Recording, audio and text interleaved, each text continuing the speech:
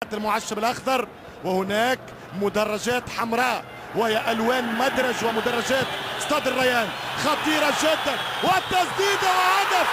الهدف الأول لسوريا، الهدف الأول لسوريا كما جات بضربة الكرباج بكرة الفرنسيين يقولون عنها الباف.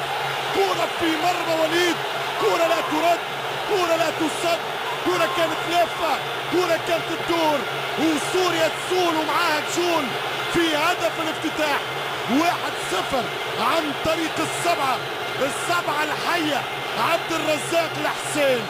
هدف أول يشعل فتيل المباراة، يشعل أروقة المباراة. هل يوصل وليد؟ هل يوصل وليد؟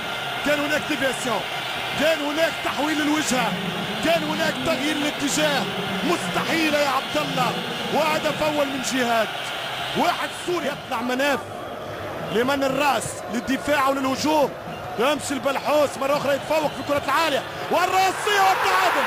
التعادل السعودي. ايش قلنا؟ ايش حكينا؟ ايش علقنا؟ ايش تكلمنا؟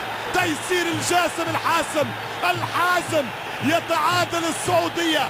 تقريب هدف مطابق الأصل لهدف السوريين، هدف تقريب نفسه، نسخة مطابقة للكربون.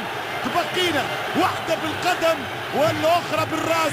رجع الأخضر، رجعت السعودية من ركنية من البديل. تيسير الجسم. لن أغير كلامي، لن أغير المنطق، لن أتكلم بغير المنطق. المنتخب السعودي ارجع من خلال كرة ثابتة، من خلال استثمار هفوة من الدفاع السوري. الكرة الثانية شوف ياخذها بسهولة ما غير متابعة لتيسير الجسم. والنقطة دايم جيب الكرة جهاد حسين، يطلع بالكرة زينو لصن حريب في وسط الملعب. ممتازة المنتخب السوري، يمشي بكرة أخرى عرضية إمكانية أقلها ركنية، لا في اتجاه الرأسية، ممكن جدا خطيرة، والتسديدة